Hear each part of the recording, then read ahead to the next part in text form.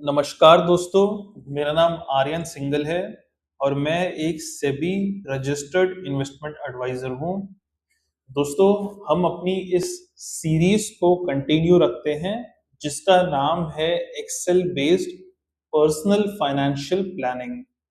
हम एक छोटा सा रीकैप ले लेते हैं, एक ब्रीफ रीकैप कि हमने अभी तक क्या-क्या सीखा है और उसके बाद हम एक एग्जाम्पल को जो हमने इस सीरीज के स्टार्टिंग में देखा था उसको हम दोबारा से सीखेंगे।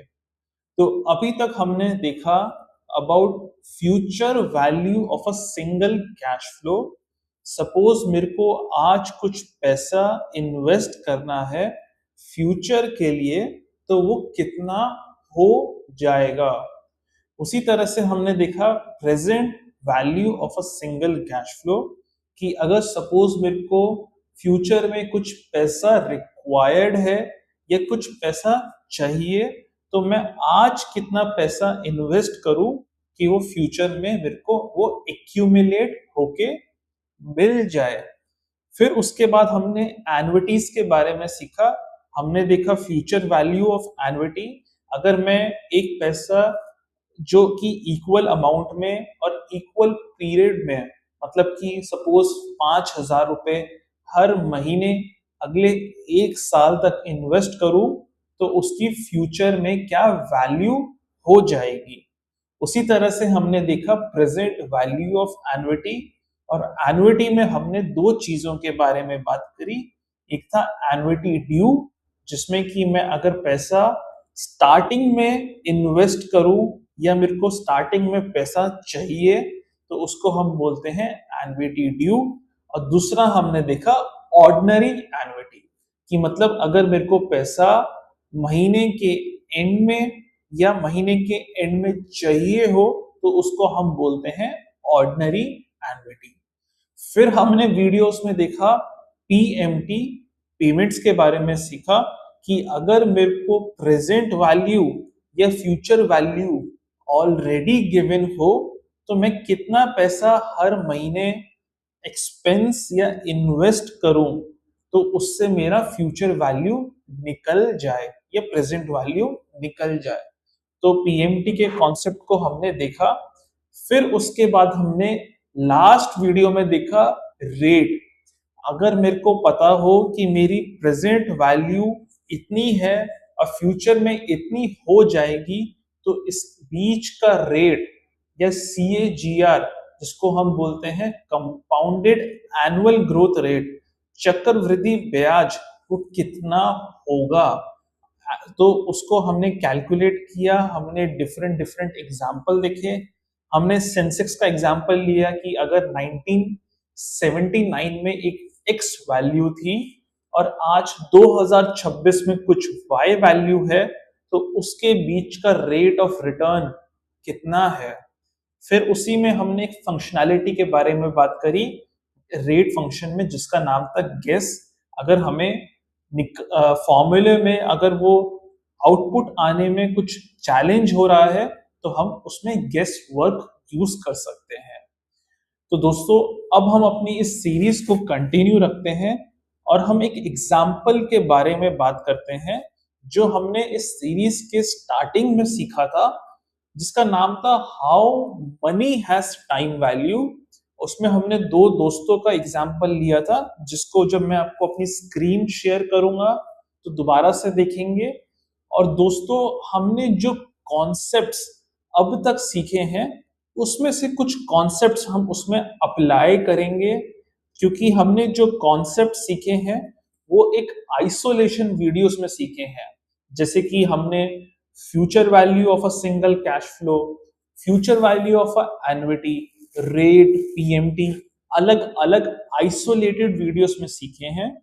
तो हम कोशिश करेंगे कि हम इस कॉन्सेप्ट को, ये जो हमने कॉन्सेप्ट सीखे हैं, वो इस एग्जाम्पल में अप्लाई कर सके। और इसके बाद वाले वीडियो में, जो कि हमारा एक फाइनेंशियल प्लानिंग का बहुत ही क्रूशियल वीडियो होगा, जिसका नाम होगा कि how much money do I require when I can say I am full, I can take a retirement. So हम उस वीडियो में ये सीखेंगे और जितने भी हमने कॉन्सेप्ट सीखे हैं उस वीडियो में हम कोशिश करके इन सारे कॉन्सेप्ट्स को अप्लाई करेंगे। तो ये वीडियो एक वार्म अप वीडियो होने वाला है। इसके बाद वाला वीडियो एक टेस्ट मैच की तरह होगा जिसमें हम सारे कॉन्सेप्ट्स को सीखेंगे। तो चलिए दोस्तों, अब मैं आपको अपनी स्क्रीन पर लेके चलता हूं और इस वीडियो को हम इंट्रोड्यूस करते हैं। तो दोस्तों, अब मैं अपनी स्क्रीन पर आ गया हूं और इस वीडियो का नाम जो होगा हम रखेंगे कॉन्सेप्ट्स इन एक्शन। तो इस वीडियो को हम स्टार्ट करते हैं। सपोज दो दोस्त, उनका नाम है ए एंड बी। हम यहाँ पे किसी का जनरलाइज करके किसी का नाम नहीं लेते। तो दो दोस्त है, person A and person B. एक दोस्त है जो स्टार्टिंग में जल्दी इन्वेस्ट करना चालू कर देता है और जल्दी इन्वेस्ट करना बंद भी कर देता है। अभी हम समझेंगे वो कैसे। और पर्सन बी थोड़े टाइम बाद इन्वेस्ट करता है बट लंबे समय तक इन्वेस्ट करता है। तो हम एग्जाम्पल को अब इंट्रोड्यूस करते हैं। Both person A and person B are 18 years old and start college together. दो दोस्त हैं जो पर्सन ए और पर्सन बी का नाम है उनका, वो दोनों कॉलेज स्टार्ट करते हैं अपना 18 साल की उम्र में।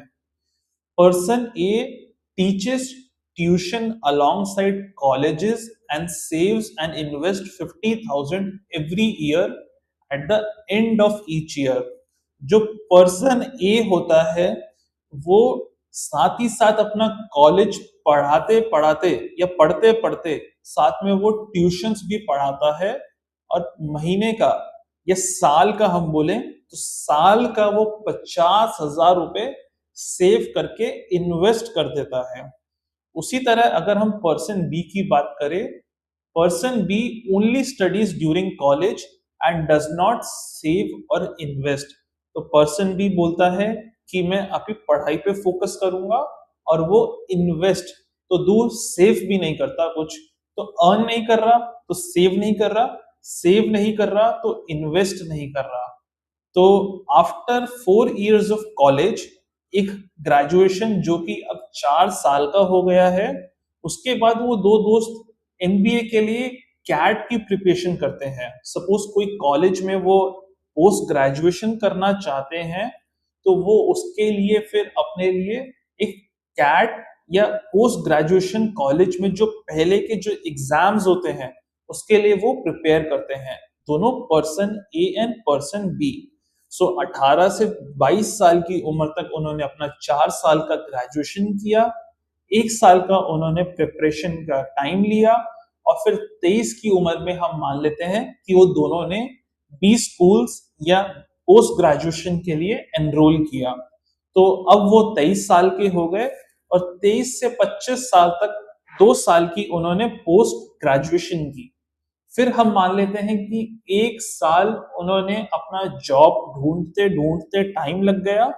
तो पर्सन ए और पर्सन बी ने 18 साल की उम्र में अपना कॉलेज स्टार्ट किया, 22 साल की उम्र तक उन्होंने अपनी ग्रेजुएशन खत्म करी, फिर 1 साल का उन्होंने गैप लिया जिसमें उन्होंने 20 स्कूल्स के लिए प्रिपेयर किया, 23 से 25 साल उन्होंने फिर अपना एमबीए पूरा किया जिसको हम पोस्ट ग्रेजुएशन बोलेंगे, और 1 साल का उन्होंने जॉब में प्रिपेयर होने में टाइम लग गया। तो 26 साल की उम्र में उन दोनों ने अपनी जॉब स्टार्ट करी। So person A has invested for 8 years।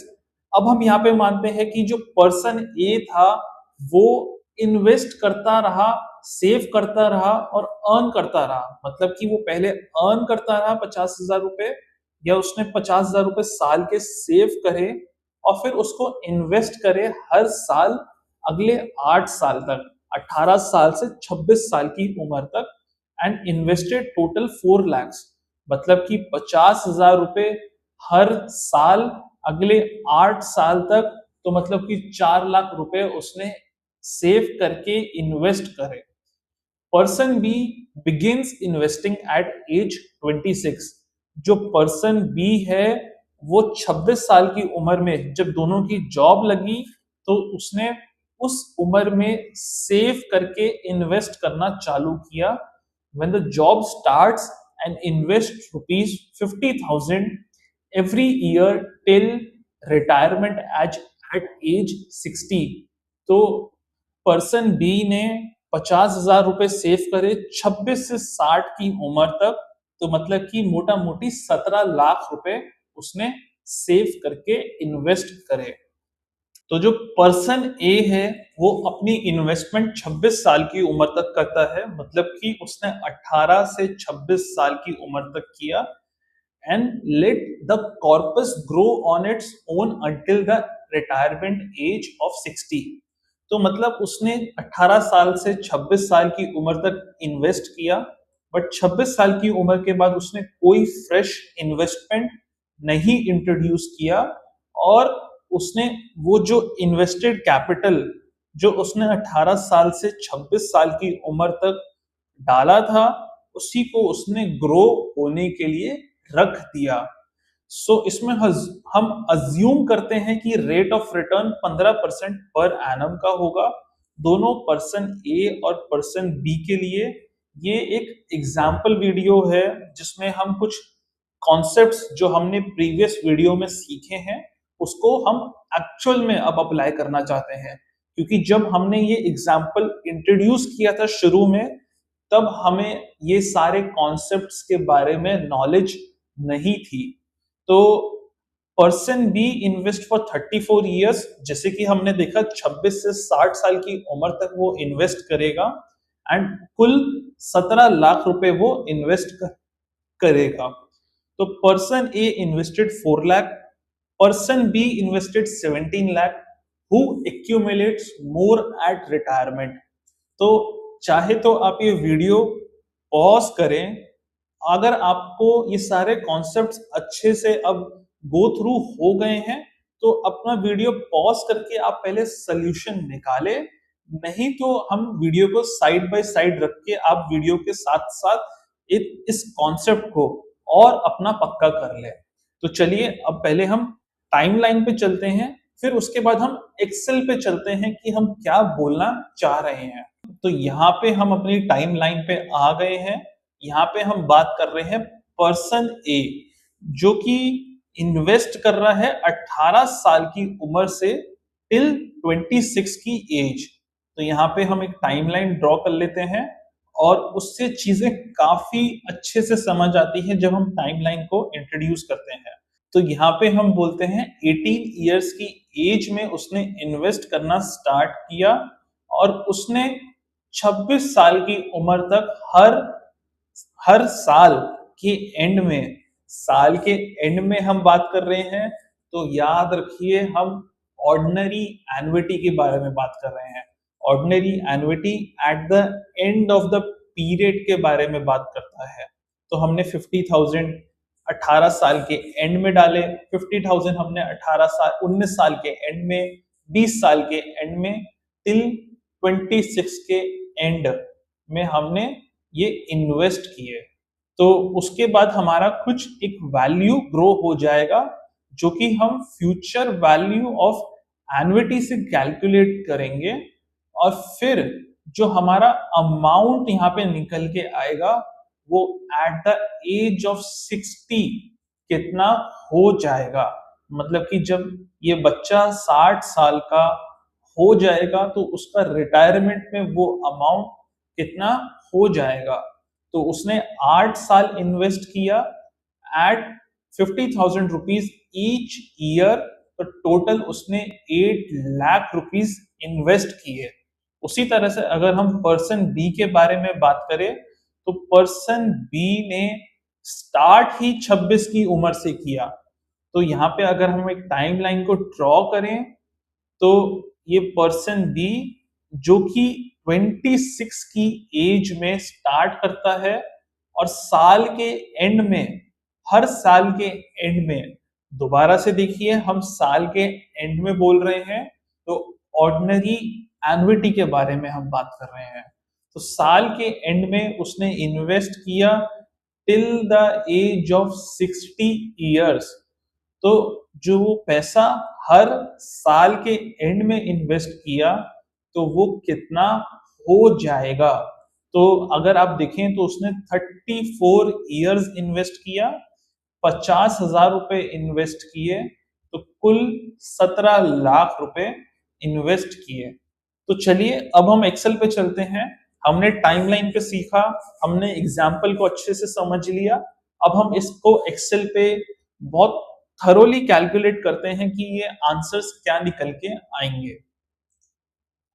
तो पर्सन ए जो कि 18 साल की उम्र से स्टार्ट करता है और पर्सन बी जो कि 26 की एज से स्टार्ट करता है। एज व्हेन सेविंग स्टॉप, तो पर्सन ए 18 से 26 की उम्र तक इन्वेस्ट करता है और पर्सन बी 26 से 60 की एज तक, मतलब कि 34 इयर्स इन्वेस्ट करता है। तो टोटल अगर सेव देखें तो 50,000 रुपए इन्वेस्ट किए पर्सन ए ने, पर्सन बी ने भी 50,000 रुपए सेव करके इन्वेस्ट किए। तो इयर्स सेव्ड अगर हम यहाँ पे फॉर्मूला लगाएं 26 माइनस 28, तो ये निकल के आता है 8 साल। और यहाँ पे अगर हम लगाएं 60 माइनस 26, तो ये निकल के आता है 34 इयर्स। तो अमाउंट सेव्ड 50,000 इंटू 8 साल, तो ये निकल के आया 4 लाख रुपए। और यहाँ पे अगर हम देखें 50,000 इंटू 34 इयर्स, तो यहाँ पे निकल के आया 17 लाख रुपए। यहाँ पे हम रेट अज्यूम कर रहे हैं दोनों में 15-15% का, तो मैं यहाँ पे जल्दी से लिख देता हूं 15% एंड 15%। तो what will be the value when the person A turns 26? तो अगर मैं आपको इस पे लेके चलूं टाइमलाइन पे, तो हम ये कहना चाह रहे हैं कि यहाँ पे क्या वैल्यू होगी हमारी फ्यूचर वैल्यू ऑफ एन्युटी, क्योंकि 18 साल के एंड में उसने कुछ इन्वेस्ट किया, 19 साल के एंड में कुछ इन्वेस्ट किया, इसी तरह से 26 साल तक के एंड में उसने कुछ पैसा इन्वेस्ट किया। तो कितनी फ्यूचर वैल्यू हो जाएगी? तो इसमें हम यूज कर रहे हैं फ्यूचर वैल्यू ऑफ एन्युटी का फंक्शन। तो यहाँ पे हम लिखेंगे फ्यूचर वैल्यू, रेट 15%, चाहे तो आप एक सेल को लिंक कर लें 15%, एनपीआर 8 सालों के लिए हम ये पैसा इन्वेस्ट कर रहे हैं, मतलब 8 साल, हर साल के एंड में हम ये पैसा इन्वेस्ट कर रहे हैं, माइनस 50,000 क्योंकि हम साल के एंड में इन्वेस्ट कर रहे हैं और ये एक आउटफ्लो है, तो माइनस 50,000 लिखना बहुत ही जरूरी है।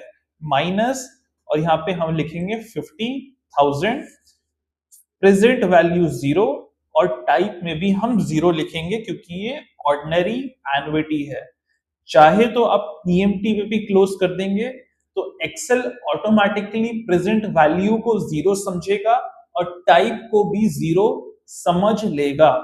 तो अब इसको हम क्लोज करते हैं, तो ये निकल के आया कि ये क्लोज टू 6.86 लाख रुपीस, जो मैंने 4 लाख या जो मैंने 50,000 रुपए हर साल के एंड में इन्वेस्ट किए हैं, वो 6.86 लाख रुपीस हो जाएंगे। पर्सन बी, उसकी जॉब अभी अभी 26 साल की उम्र में लगी है, तो उसने कोई पैसा इन्वेस्ट नहीं किया, तो मैं यहाँ पे 0 लिख दूंगा। अब मैं पूछ रहा हूं कि जब वो पर्सन ए और बी 30 साल के हो जाएंगे, तो उनका जो पैसा है वो कितना हो जाएगा? तो पर्सन ए का जो पैसा है वो तो अब कोई फ्रेश मनी इंट्रोड्यूस नहीं कर रहा, तो जो पैसा उसका 26 साल की उम्र में उसने जो एक्यूमुलेट किया है, वो हर साल 15% से ग्रो होगा।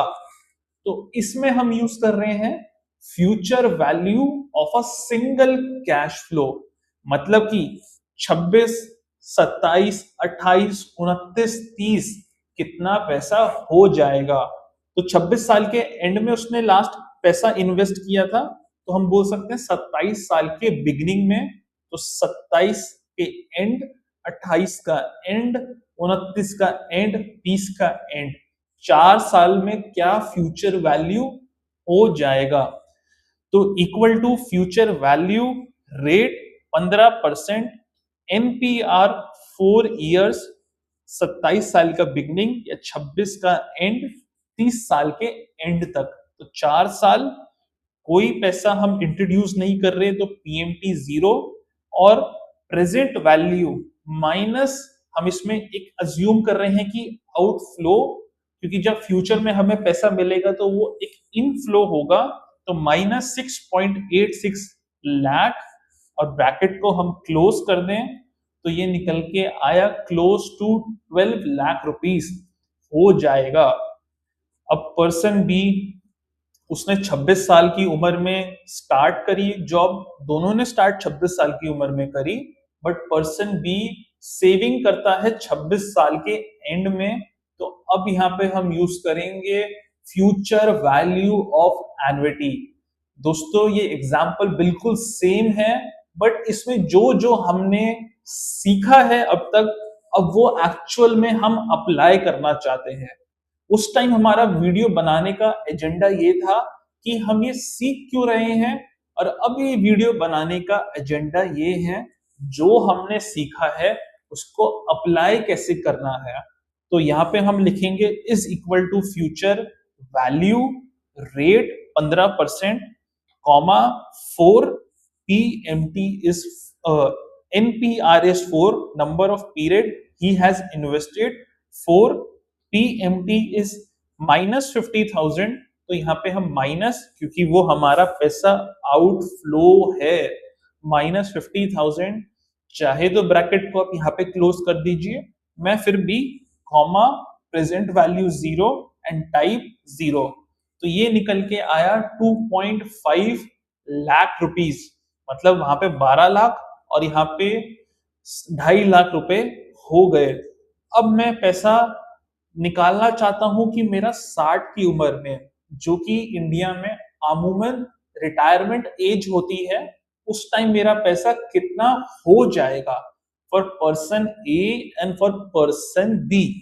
तो मैं is equal to future value rate 15%, अब मैं यहाँ पे लू 30 इयर्स, क्योंकि 30 साल की उम्र से, ये चाहे तो हम 26 साल से भी ले सकते हैं, तो 34 इयर्स, तो हम 34 इयर्स लेते हैं, NPR 34, payment zero, comma present value तो -6.86, क्योंकि हम 26 साल की उम्र से कंसिडर कर रहे हैं। अगर हम 30 साल की उम्र से कंसिडर करते तो हम एनपीआर में 30 लेते और प्रेजेंट वैल्यू में हम 12 लाख लेते, बट हम 26 साल की उम्र से कंसिडर कर रहे हैं, तो यहाँ पे मैंने प्रेजेंट वैल्यू 6.86 लाख नेगेटिव लिया और टाइप जीरो, चाहे तो आप प्रेजेंट वैल्यू पे भी क्लोज कर दीजिए। तो ये निकल के आया क्लोज टू 7.94 करोड़।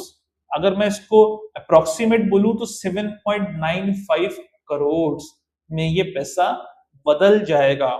अब चलिए पर्सन बी का भी हम कैलकुलेट कर लेते हैं। फ्यूचर वैल्यू रेट 15%, कितने सालों के लिए इन्वेस्ट किया, 34 इयर्स, 26 साल से 60 साल की उम्र तक, तो 34 PMT -50,000, प्रेजेंट वैल्यू जीरो, चाहे तो आप PMT पे क्लोज कर सकते हैं, पर यहाँ पे मैं प्रेजेंट वैल्यू जीरो और type end of the year zero, तो ब्रैकेट क्लोज किया तो ये निकल के आया 3.82 करोड़। मतलब कि पर्सन ए जिसने सिर्फ 8 साल इन्वेस्ट किया, 50,000 रुपए इन्वेस्ट किया, बट स्टार्ट अर्ली किया, तो उसका पैसा 7.95 करोड़ में बदल जाएगा। वहीं पे पर्सन बी, उसने ज्यादा टाइम के लिए इन्वेस्ट किया, 34 सालों के लिए, अमाउंट 50,000 सेम ही था, बट लेट स्टार्ट किया। तो आप देखें तो एक time has a, money has a time value. जितना जल्दी आप अपनी इन्वेस्टिंग की जर्नी को स्टार्ट करते हैं, उतना उसका कंपाउंडिंग इफेक्ट होता है। तो इसको हम बोलेंगे शेयर पावर ऑफ कंपाउंडिंग। तो आई होप दोस्तों आपको ये वीडियो अच्छे से समझ आया होगा। उस टाइम जब हमने ये एग्जाम्पल को इंट्रोड्यूस किया था तो हमें ये सारे कॉन्सेप्ट्स नहीं पता था, बट उस टाइम ये वीडियो इंट्रोड्यूस करना बहुत जरूरी था, क्योंकि एक एज अ पार्टिसिपेंट हमें ये वीडियो में हम इस सीरीज में क्या सीखने वाले हैं, तो उसका इंटरेस्ट जगाने के लिए मैंने वो वीडियो बनाया था। बट अब ये वीडियो हमने जो कॉन्सेप्ट सीखे वो हमने कैसे अप्लाई किए, हम कैसे जल्दी स्टार्ट करके अपने बच्चों के लिए उनका भविष्य सिक्योर कर सकते हैं, अपना भविष्य सिक्योर कर सकते हैं। दोस्तों अगर आपका कोई डाउट है, अगर आपको कुछ पूछना है तो कमेंट सेक्शन में जरूर लिखें, मैं उसका सोल्यूशन आपको जरूर भेजूंगा। Thank you so much.